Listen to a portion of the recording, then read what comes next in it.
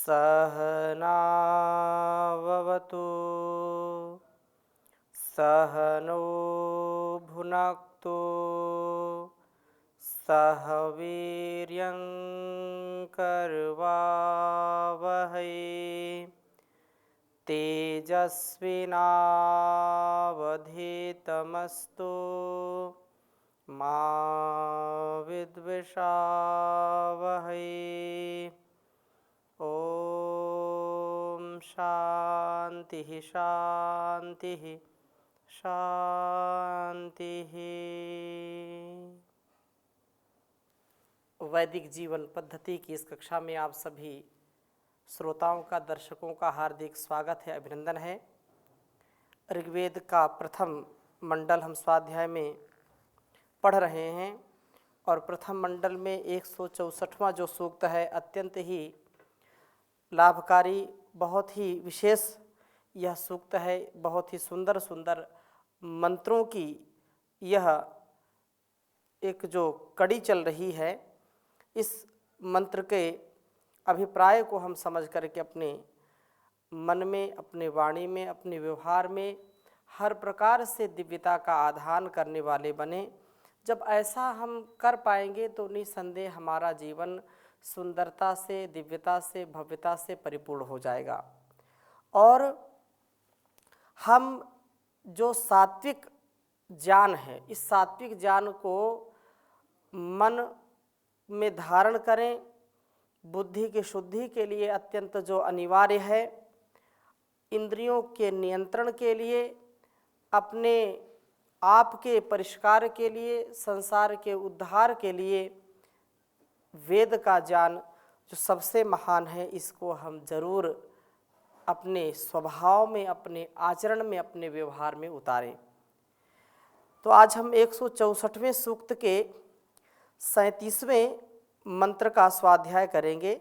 बहुत ही सुंदर चर्चा है कि हमारा मन जब हमारे नियंत्रण में नहीं होता तो मन के ही वश में हम हो जाते हैं, और जो अपना स्वरूप है, अपना जो कर्तव्य है, उस निजता को हम भूल जाते हैं और अनेक प्रकार के दुखों को हम सहन करने के लिए, अनेक प्रकार के दुखों से पीड़ित होने के लिए विवश हो जाते हैं। तो मंत्र के अभिप्राय को समझने के लिए एक बार मैं इसको लिखता हूँ, फिर चर्चा करता हूँ।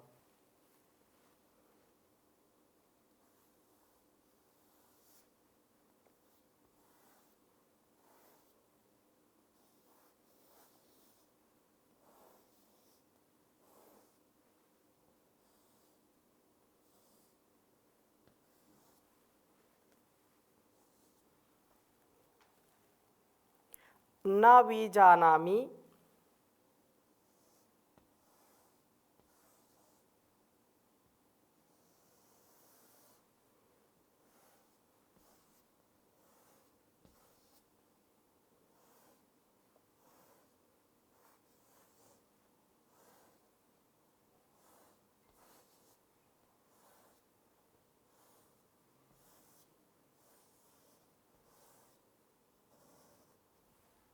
न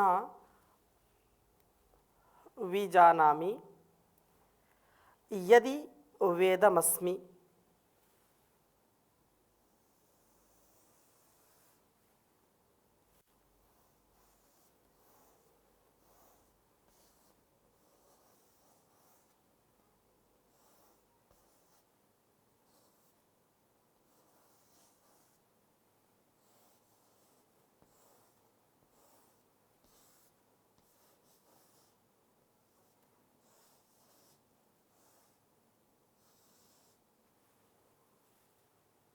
निर्ण्यः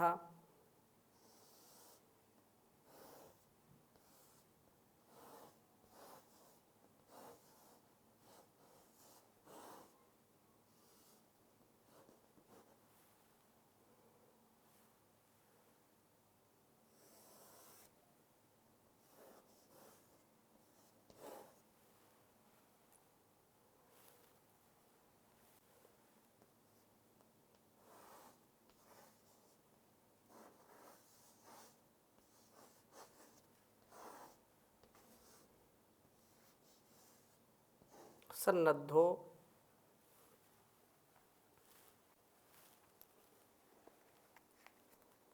मनसा चरामि।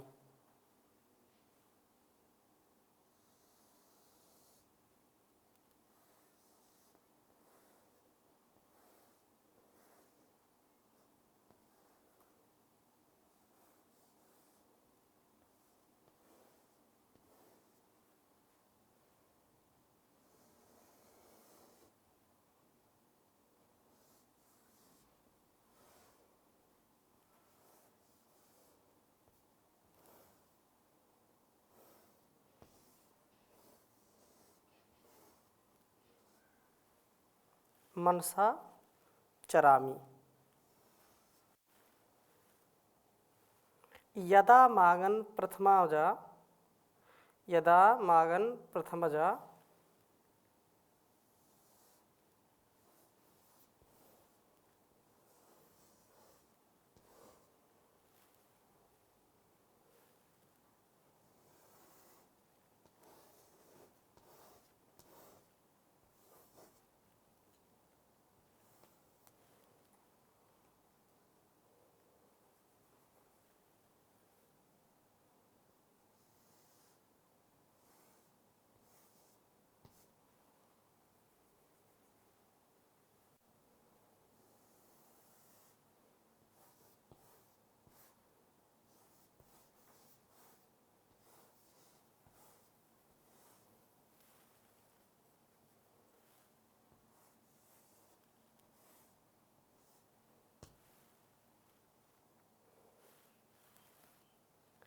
ऋतस्यादिदत्।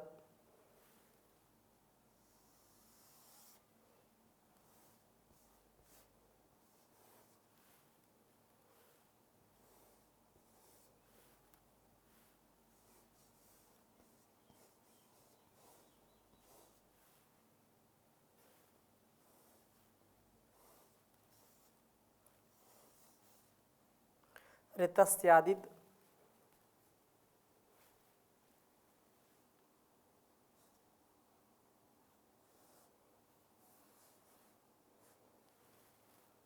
वाचो अश्नुवे भागमस्याः।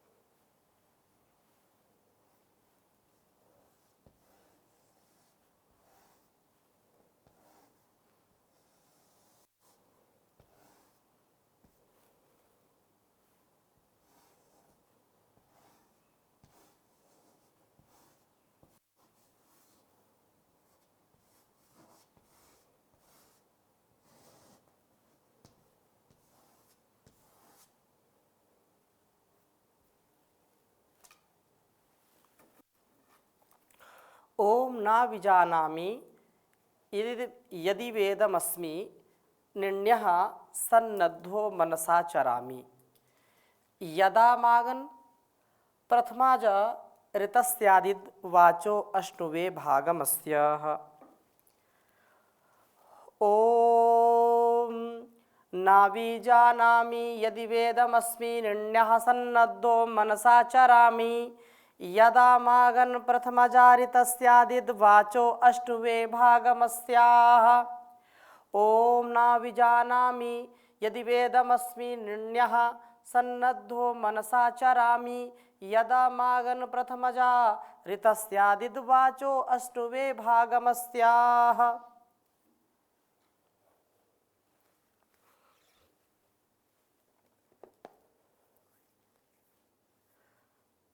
वेद मंत्र का अभिप्राय समझने का प्रयास करते हैं। कहा है कि यदि वा इदम अस्मि, यह हूँ या यह हूँ।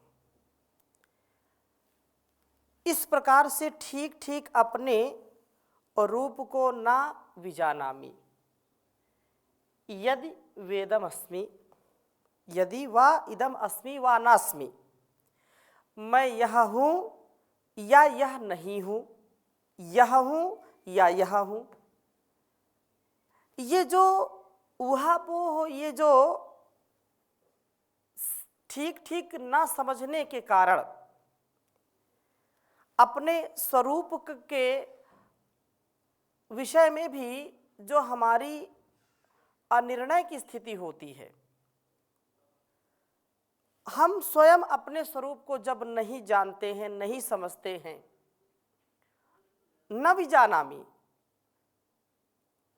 तो न जानने का कारण यह है कि मैं निर्ण्यः, अंतर्हित हूँ, ढका हुआ सा हूँ, और ढके हुए होने के कारण यह है कि मनसा, मन में अर्थात मन से सन्नद्धा संबद्ध होकर के चरामी, यह जो संसार है, इस संसार में मैं विचर रहा हूँ। मन ने मुझे बुरी तरह से बांध लिया है, सन्नद्ध कर लिया है, मन से मैं बंधा हुआ हूँ। अपने अपने स्वभाव को हमको समझने का प्रयास करना चाहिए। वेद मंत्र किस ओर हमारा संकेत करा रहा है? हम अपने स्वरूप को जब नहीं जानते हैं तो संसार के स्वरूप को कैसे जान सकते हैं? जब अपने आप का उद्धार हम नहीं कर सकते तो दूसरों का उद्धार कैसे कर पाएंगे? हम जब स्वयं अंधकार में रहेंगे तो दूसरों को प्रकाश कैसे दे पाएंगे? इस संसार में हम आते हैं संसार के सेवा के लिए और अपने आत्म कल्याण के लिए, परंतु इस संसार के विषय भोगों से आप्लावित होकर के, प्रभावित होकर के हम अपने आप को ही भूल जाते हैं, मन के बहकावे में आ जाते हैं। मन कभी इधर ले जाता है, कभी उधर ले जाता है, कभी यह कराता है, कभी वह कराता है। तो संसार की इस माया जाल में, इस संपूर्ण धारा में जो विकसित होने के लिए हम आते हैं, उसमें हम विकसित नहीं हो पाते हैं। हम यहाँ के ही कार्यों में, यहाँ के ही विषयों में फंसे रह जाते हैं। हमारा कर्तव्य क्या है कि इस मन के साथ अपनी इंद्रियों को लगाएं और इंद्रियों को मन में धारण करके मन में फिर बुद्धि के प्रति समर्पण की भावना हो, बुद्धि का आत्मा में समर्पण हो। ऐसा जब यह क्रम चलेगा तो अपने स्वरूप को हम ठीक ठीक समझ पाएंगे, वास्तव में मैं क्या हूँ क्या नहीं हूँ। यही तात्विक ज्ञान है। मैं, वह और यह, इन तीन पदार्थों का, तीन चीज़ों का यदि हमको समुचित ज्ञान हो जाए तो हमारा जीवन धन्य हो जाए और हम कभी भी भूलेंगे नहीं, भटकेंगे नहीं। मैं क्या हूँ, यह क्या है, ये जो प्रकृति है, जो संसार है, मैं यह, और मैं यह का जो मिलन कराने वाला है, जो प्रकृति और पुरुष का संयोग कराने वाला है, वह जो परम पिता परमेश्वर है, वह मैं, यह और वह, इन तीनों का जब समुचित परिज्ञान हो जाता है, ऐसे ज्ञान से हम अपने आप को विकसित कर लेते हैं, तो निसंदेह हम कभी भी आकर्षण में फंसते नहीं हैं। क्योंकि यह क्या है वह भी मैं समझ रहा हूँ, मैं क्या हूँ उसको भी समझ रहा हूँ, और वह क्या है उसको भी समझ रहा हूँ। लेकिन इतना ही सरल नहीं है। इसके लिए मनसा वाचा कर्मणा, अध्यात्म की शरण में रह करके, शास्त्र की शरण में रह करके, वेदानुकूल आचरण करके, योग और ध्यान करके, कल्याणकारी कर्मों को करते करते, निष्काम कर्मों को करते करते मन को साधने का प्रयास करना चाहिए। इस प्रकार से हम बच जाते हैं। और यही इस वेद मंत्र में कहा है, ओम ना विजानामि यदि वेदमस्मि निर्णय सन्नद्धो मनसा चरामि।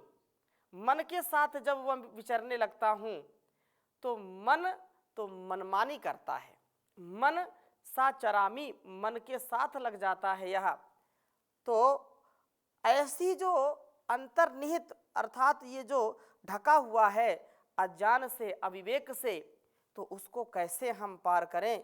तो यहाँ कहा है कि यदा, जब कभी प्रभु कृपा से सत्संग आदि के क्रम में माँ मुझे ऋतस्य, सब सत्यवाणियों का प्रकाश करने वाली प्रथमजा, जो सृष्टि के आरंभ में ऋषियों के हृदयों में प्रादुर्भूत हुई थी, ऐसी कल्याणी वेदवाणी आगन, ऐसी मागन वह कल्याणी वेदवाणी मुझको प्राप्त होती है। तो समय आत इत, उसके बाद अविलंब ही अस्यावाचः, इस वेदवाणी से मैं भागम भजनीय सेवनीय आत्मस्वरूप को अस्नुवे प्राप्त कर लेता हूँ, जान लेता हूँ। जब तक ज्ञान नहीं होगा इस वेदवाणी का, जब तक हमारा इसमें अवगाहन नहीं होगा, वेद मंत्रों के अभिप्राय का ज्ञान नहीं होगा, तब तक हमारे जीवन का कल्याण नहीं होगा। यदि हम चाहते हैं कि हमारे जीवन का और इस जगत का कल्याण हो, तो इस वेद रूपी ज्ञान का, हम इस अमृतपान का आधान करें, तो निसंदेह हमारा जीवन और यह जगत दिव्यता से, भव्यता से भर जाएगा। सत्संग से, सज्जना नाम संगति सत्संगति कथ्यते, हमारे दुर्गुण दुर्व्यसनों को, दुर्व्यवहारों को दूर करने के लिए यह परम आवश्यक शर्त है कि हम जो इस वेद ज्ञान के मर्मज्ञ हैं, जो आत्म तत्व के मर्मज्ञ हैं, जो इस संसार के व्यवहारों के विशेषज्ञ हैं, उन विशेषज्ञों की सन्निधि हम प्राप्त करें। यही उद्घोषणा कठोपनिषद में की है कि उत्तिष्ठत जाग्रत प्राप्य वारान निबोधत, क्षुरस्य धारा निशिता दुरत्यया दुर्गम पथस्तद कवयो वदंती। ये संसार का मार्ग इतना सरल नहीं है, ये अध्यात्म का मार्ग इतना सरल नहीं है। आध्यात्म में बनने के लिए जो समर्पण, जो सेवा, जो साधना, जो त्याग, जो तपस्या अपेक्षित है, वो तो हमको करनी ही पड़ेगी। क्योंकि यह ज्ञान का मार्ग कृपाण की धारा, ये ज्ञान का मार्ग इतना सरल नहीं है। ये ऐसा मार्ग है कि बिल्कुल अभी निष्ठा दुरत्या दुर्गम पथस्तद कवयो वदंती, ये ऐसा मार्ग है कि छुरे के धार पर चलने के समान है। ऐसी तलवार, ऐसी छुरे की धार जो अभी अभी बिल्कुल शान पर लगा करके रखी गई हो और उस पर कोई चलने वाला व्यक्ति हो, तो ये इतना सरल मार्ग नहीं है। तो हम जो हमसे ज्ञान विज्ञान में हमसे ज़्यादा विद्वान हैं, धीर गंभीर हैं, उनकी शरण में जाकर के विषयों में ये जो फंसा हमारा मन है, उसको साधने का प्रयास करें, उसको संभालने का प्रयास करें।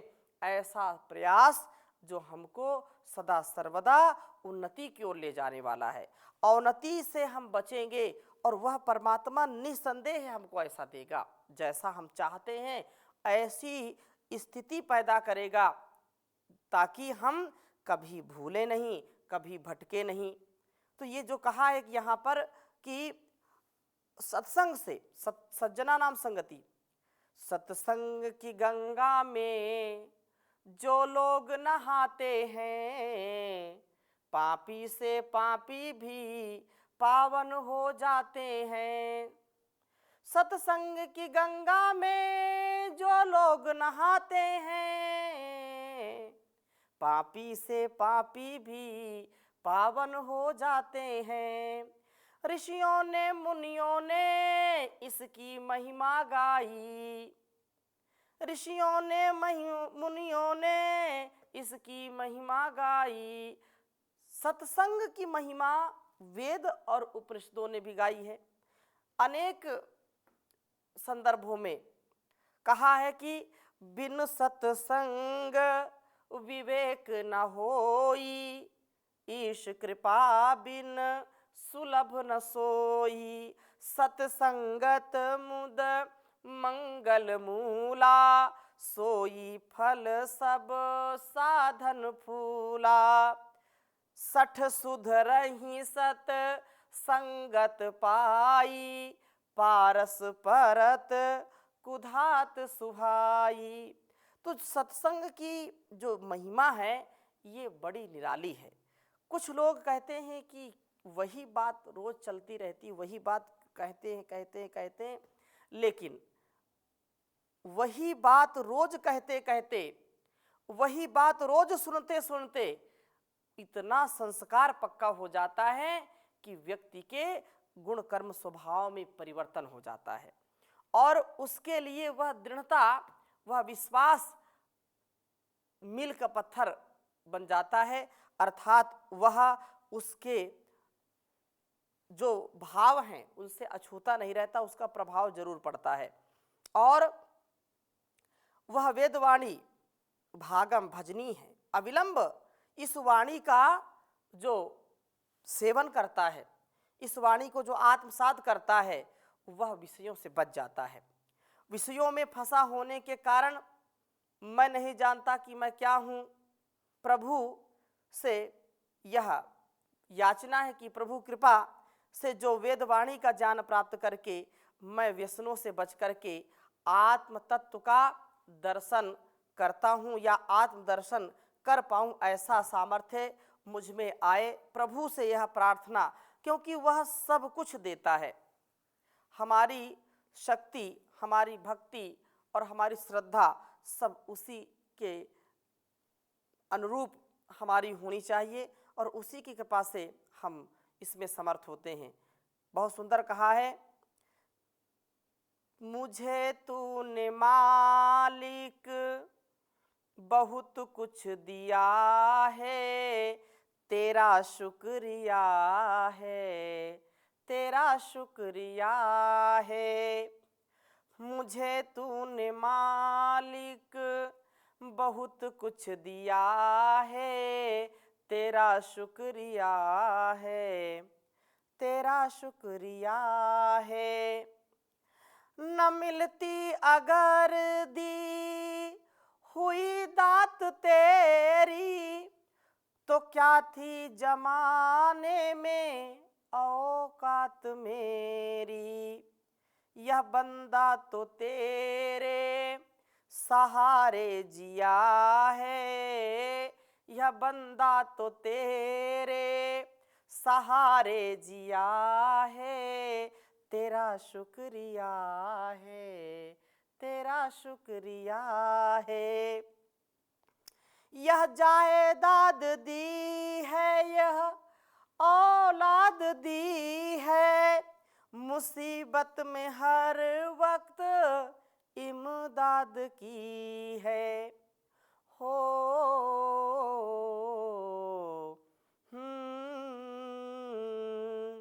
यह जायदाद दी है, यहाँ औलाद दी है, मुसीबत में हर वक्त इमदाद की है। तेरा दिया मैंने खाया पिया है, तेरा दिया मैंने खाया पिया है, तेरा शुक्रिया है, तेरा शुक्रिया है। मेरा भूल जाना तेरा ना भुलाना, मेरा भूल जाना तेरा ना भुलाना, तेरी रहमतों कहाँ है ठिकाना, तेरी इस मोहब्बत ने पागल किया है, तेरा शुक्रिया है, तेरा शुक्रिया है। तेरी बंदगी से मैं बंदा हूँ मालिक, तेरे ही करम से मैं जिंदा हूँ मालिक। तुम्ही ने तो जीने के काबिल किया है, तुम्ही ने तो जीने के काबिल किया है, तेरा शुक्रिया है, तेरा शुक्रिया है। मुझे तूने मालिक बहुत कुछ दिया है, तेरा शुक्रिया है, तेरा शुक्रिया है। उस परमात्मा ने हमको सब कुछ दिया है, तो वेद मंत्र का जो अर्थ है उसको हम कभी ना भूलें कि संसार का ये जो वातावरण है, इस वातावरण में अपने आप को हम न भूलें, अपने अस्तित्व को न भूलें। मैं कौन हूँ, यह संसार क्या है, प्रकृति क्या है, और इस सब का नियंत्रण करने वाला वो परमात्मा कौन है, इस तथ्य को, इस सत्य को मैं जानूं, समझूं, और इसके बाद फिर संसार का जो भी उत्तरदायित्व मुझको मिला है, माता पिता, भाई भाई, बहन भाई, बेटा बेटी, पति पत्नी, जो कुछ भी गुरु शिष्य आदि के संबंध हैं, उनको हम बहुत ही आनंद के साथ निर्वहन करते जाएं तो निस्संदेह हमारा कल्याण होगा। इन्हीं शुभकामनाओं के साथ, वेदवाणी के स्वाध्याय के साथ अपने जीवन को आगे बढ़ाएं, जीवन और इस जगत को आनंद से परिपूर्ण करें। ओम शांति शांति शांति।